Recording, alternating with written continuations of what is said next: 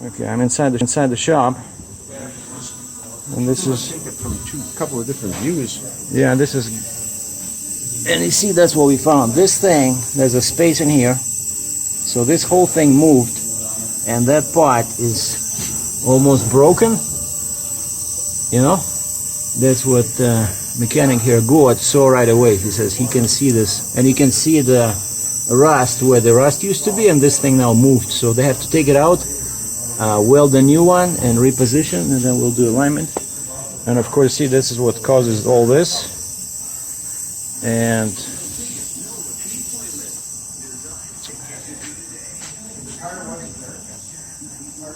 And so yeah, the other side, everything else is good, but that's the only thing like the mechanics saw right away, and they can fix it. So the axle was pushed this way. So the axle this way, so the end of the trailer goes this way. Okay. And so I was not imagining anything, and then of course the booster was compensating. So I'm so glad. So this guy Gord is really good. When I showed him the trailer, I said, "Do you see anything broken?"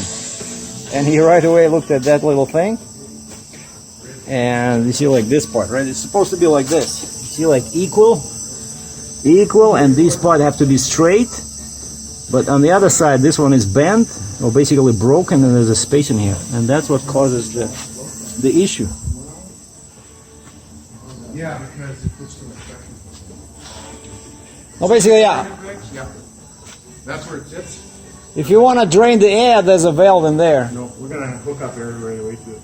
Okay. Or you can use that little handle to adjust. These two axles? Yeah, just these two axles. And I gotta do that repair there. Okay, I'll be in the truck. Okay, thank you. Is your normal ride height right now back here? Well, usually I'm supposed to be on 3. 3? Yeah. So 1 down? 2 down. 2 down?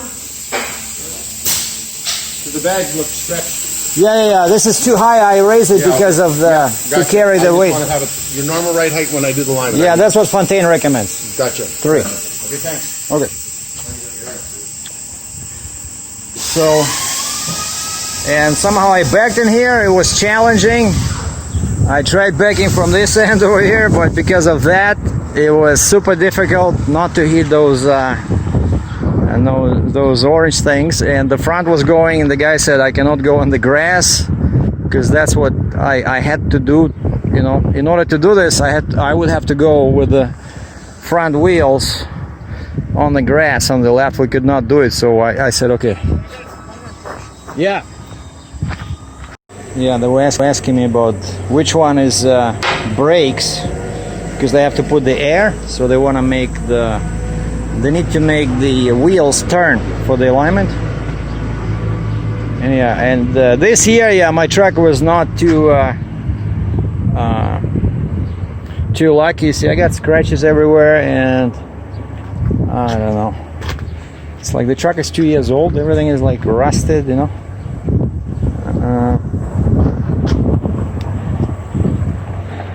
Hey guys. Yeah, so they were asking me which one is red, and I realized, wait a second, I can look up over here. See, so this is red, that one is blue, so this one is, which is the male connector, or female, whatever. But this one is what they need to hook up the air in there. Oh yeah, and on the other side over here, you see, this one is broken.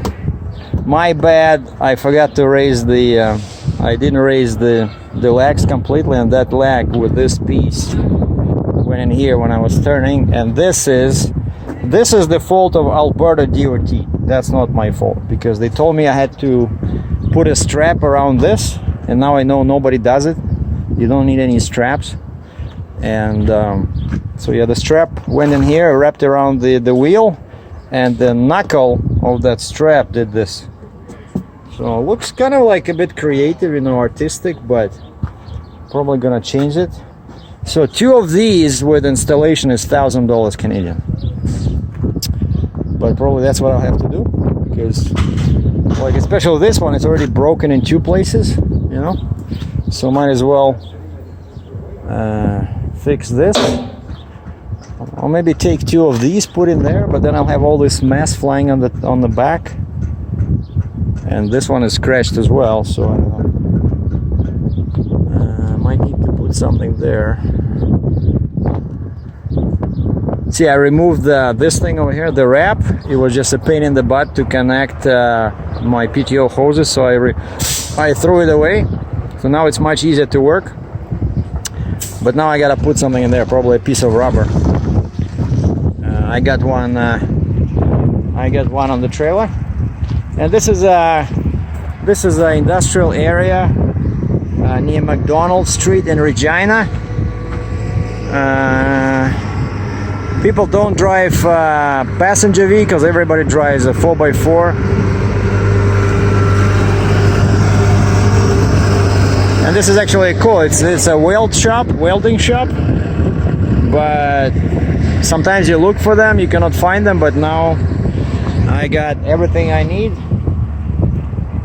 And we are at the Quality Tire.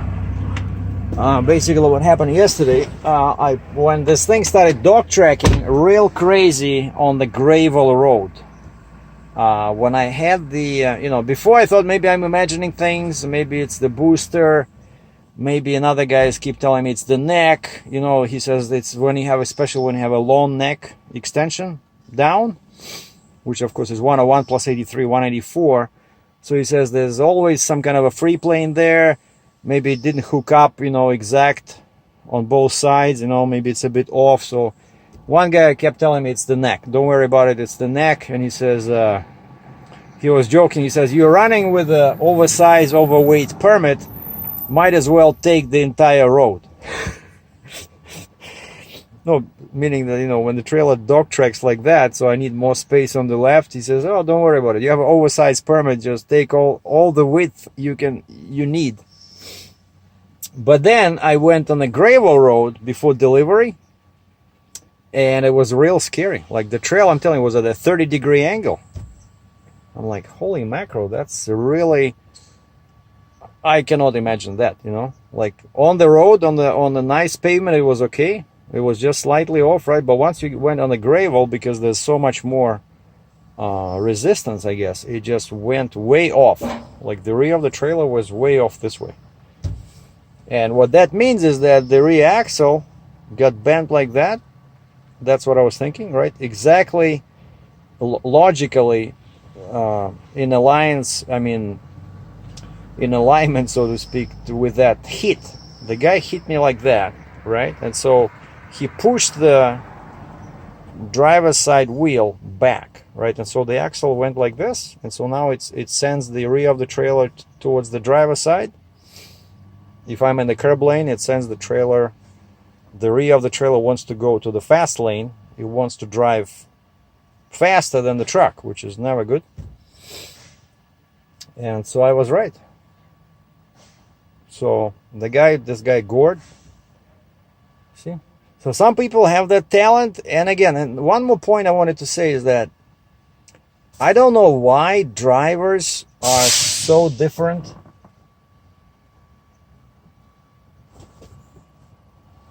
I don't know why drivers are so expected to be mechanics. Like no other profession, if you operate equipment, requires or, people expect you to be able to fix it. Like if you're a pilot, right, you don't fix the airplane, right? If you're a train engineer, you don't fix your train, right? There's people for that. So I'm not sure why people have such bad feelings about a driver sticking to driving, but mostly in my case, my focus is on making money. I'm not a driver, as I'm more of a actual business owner, right? So I make much more money booking loads and negotiating rates than grabbing a tire gauge and checking my 28 tires. And don't even get me started on tires, like especially in winter at minus 20, 0F, and you expect me to crawl. You expect this CEO to crawl under the truck and gauge tires so that I can save 50 bucks Canadian? No, seriously guys, come on. So what I have 4 tires here, 2 on steer, 2 on pusher, 4, and then 8, 12, right? So I have 12 tires on the truck, and I got 4 times 4 on the back, 16, 12 and 16, 28. So I got 28 wheels. So if I was one of those guys, right, with 4 tires, then okay, I would fix it up myself. But with 28 tires and the cost of 50 bucks, and that's the problem, and that's why people say that only 3% of people can be self-employed. Okay? So if you think you're doing good by checking tires yourself and saving $50 Canadian, then maybe you're in the wrong business. Okay? I cannot tell you what this load paid. I cannot tell you what the other load paid. I mean, to bring back that track back to the original destination. But I can tell you that I'm making a lot of money. Even with the unexpected $5,000 Canadian that I had to pay to escorts and to that permit company that supplied the escorts at $1.35, and they gave me 10% discount, $1.35, $1.25 per kilometer, which to me was totally crazy, but they said that's the norm in Eastern Canada. But even with that, so $5,000 Canadian is about 35 US, 3,500 US. Even then I made money. So don't consider me some kind of a jerk that doesn't know how to turn a screwdriver, because I focus on bigger things, on the bigger picture. Okay, how to make money, how to make more money, so I can afford my overpriced Dodge Challenger and the high-flying lifestyle. So the life you see me lead upsets some people because this is totally different. I don't have a house, right? I don't have a wife. I make good money, so I don't check my tires. That's it. I pay other people to check my tires. Anyway, so this is Regina. So yeah, I'm taking kind of like a break. So this day is dedicated to the truck and trailer. Oh, and also I showed them this because after this they will do a truck alignment. Because I showed them this and I said, "What do you guys think?" This is from Best Tire, B-A-S-T, Best Tire, where the guy gave me this and he says, "You're perfect." And I told them the story. Check this out. I told them the story. Wow, this guy has black rims. Nice. Even though you might know I'm not a fan of Peterbilt trucks, but anyway, so I showed them this and they say, no, this is not perfect. They said you have too much over here. They said this should not be more than 0.06 total tow. And then over here I said, yeah, what about this thrust angle? See, 0.04 here, 0.07 here, and they said that's too much. And basically what this does, like I mentioned in the previous video, I think, this means that your axle are like this, you know? So when you're driving, it's not straight, it's like this or like this. So I think in this case, when it's positive, it means like this. So the rear of the truck, so basically the truck can dog track like this. And that's what can cause the, like when I'm driving, the steering wheel is to the right. So this is not perfect. So it's a good thing that I brought this. And if you remember, the Best Tire charged me what, like 200 bucks? They charged me about 200 bucks, even though they didn't change anything, but they just gave me this printout, which is still helpful because it gave these guys an idea what they can change, you know. And I said, guys, if you want me to wait, because the truck bay is the separate one, is this other door, because there's 2 doors in here. And you can see the bottom, that's where they do the trucks. But I was able to back in here. I'm telling you, somehow, of course I have to drop the air from the booster, I had to lock those arms. It was tricky, but yeah, I could not do it from this way, so I went around, and there's a intersection over there. I went like this and I backed all the way here, and you can see my tires here. I was able to back with a 14-foot booster in this narrow door. And of course I had to go like this a couple of times, but at least I'm super happy that I did not have to disconnect the booster. I really hate doing that, and I don't remember the last time I disconnected it because it's such a pain in the butt.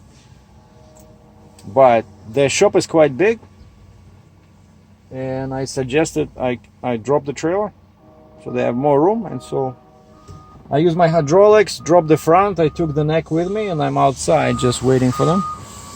And yeah, with the truck, I told them, I said, take your time. I have all day today, so I'm not in a rush. And so somebody said, a guy I know said there's one of the best restaurants, like for truckers, is somewhere in McDonald Street. And so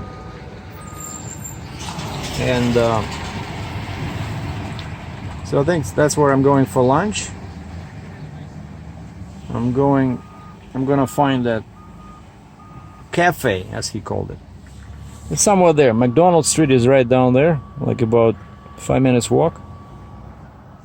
I'm gonna ask these guys while they're working. I'll give them the truck, and then of course I have nowhere to go, and I'll walk to the restaurant and have a nice lunch. But I'm telling you, I feel very happy. I feel very happy that the guy was able to spot the problem, and he can fix it, you know, because the worst that could have happened is that, first of all, these guys would have been too busy, and I would have to wait 2 days, and then they would have said, oh, this thing is broken, you have to fix it first, go find a trailer repair shop, fix it, then do alignment. And then they would say, oh, you gotta drop your booster because it's too long. But instead, you know, I booked this yesterday, and so everything worked. You know, always happy to look on the positive side of things, even though some people say sometimes I'm too sarcastic, but that's just the nature of the beast. That's how we roll. DRATCHEV out.